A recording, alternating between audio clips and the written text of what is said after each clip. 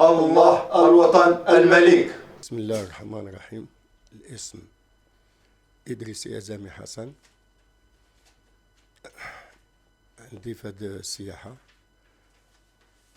45 سنة، واللاج ديالي تندير 63 سنة.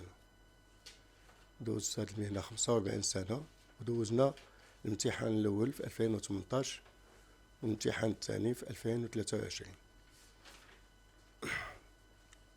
في الامتحان الأول قصاونا حنا والدراري صحابنا كاملين اللي هما يزاولوا هاد المهنة السياحية، كلهم تبارك الله عليهم تيهضروا اللغة مزيان، تيمشيو مع النصارى مزيان، تيساعدوهم مزيان، وما عندهمش مشاكل مع السواح. دابا في هاد الامتحان هذا دوزنا وقالوا لنا راكم ناجحين. جانا البحث الدوائر، قالوا لنا راكم صافي نتوما سيروا بحالكم راكم ناجحين. من بعد تعطلوا علينا شهرين ونص هكاك ولا 3 شهور. ملي جات النتائج صبنا راسنا ما كاينينش. الور هادشي هذا ما دخلناش في العقل ديالنا، بقينا نشوفوا هادشي هذا ما والو، بحال اللي ما عمرنا عرفنا هاد المهنه حنا. وهادشي عطاه لنا سيدنا، هادي المبادره عطاها لنا سيدنا الله ينصرو. حنا ما تيحسبناش هادشي هذا عاود غادي يلعبوا فيه ويديروا اللي بغاو. دابا هما لعبوا بينا المره الاولى في 2018 ولعبوا بينا عاود المره الثانيه في 2023. وتنقولوا منين هادشي هذا؟ حاشا لا يكون من الناس المسؤولين الكبار، هادو غير الناس اللي عندنا هنا تيلعبوا بينا. حتى اللي دوزوا لنا الامتحان في الاقسام بدينا تنشوفوا واحد الحاجه اللي هي ما كايناش.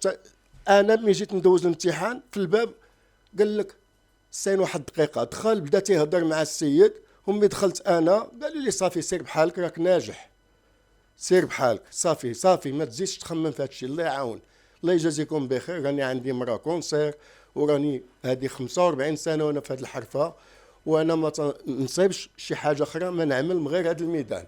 لا انا ولا الدراري صحابي راه ما تيعرفوش شي حاجه اخرى يزاولوها من غير هاد السياحه. ولا حول ولا قوه الا بالله العلي العظيم. اين نشوفوا واش حياتنا كامله دازت في هذا الميدان ويتفلاو علينا هاد الناس؟ ما عرفناش كيفاش هادشي، منين هادشي الله اعلم. الله ينصر سيدنا عطانا هاد المبادره بان الدراري كلهم غادي يدمجوهم وكل شيء غادي ينجح.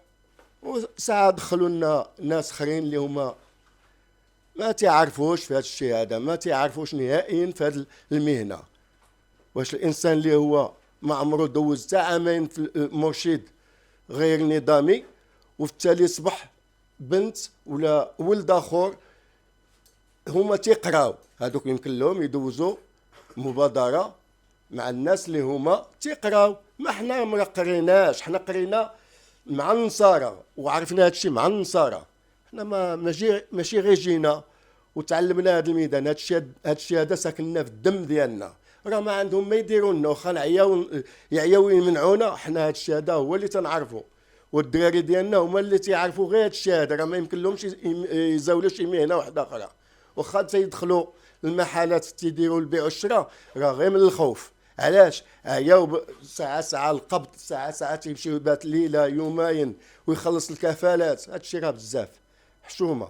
واش انا دابا اللي 45 سنه وما يعطينيش البلاكه ديالي واحد اخر اللي هو عاد بدا في هذه المهنه يعطيوه البلاكه ديالو؟ راه الفقصه تقبطنا حنايا. حنا ما تنعرفوش راسنا كيفاش هادشي زعما يوقع لنا، لان حنا في دماغنا حنا راه تخلقنا ما بقيناش نعرفوا كاع هادشي كيفاش زعما تيديروه هما. ولا حول ولا قوه الا بالله العلي. نطلبوا سيدنا الله يشافيه وتنباركوا له عيد الشباب، تنباركوا له بزاف، وهو والاسره العلويه كامله. وتنقولوا يا ربي تنصروا على هاد الناس باش يدمجونا. ولا اله الا الله محمد رسول الله. السلام عليكم ورحمة الله تعالى وبركاته. تنحيي الشعب المغربي، تهنئات ديال عيد الشباب، وتنحيي سيدنا الله ينصرو والاسره العلويه كلها. غادي نرجعوا للموضوع ديالنا كما قال الاخ. حنا من الناس اللي كنا تنتسناو غادي تخرج نتيجه مزيانه، ولهذا تنتفاجئوا بلا ملي خرجت النتيجه ما لقينا حتى شي واحد من هاد الناس ديال السياح، من الدراري السياح، تلقاو واحد جوج او ثلاثه. نهار فاش خرجت التصريبات ديال النجاح، من تما المسار تبدل ديال هاد الدراري كلهم. حتى شي واحد ما كان تينتظر غادي يوقف ويدير هاد الاحتجاجات وهاد الوقفات وهاد الشمس ومعين معنا بزاف ديال الناس، السلطات هما تيعياو معنا بهاد الشمس، الله يكون لهم في العون.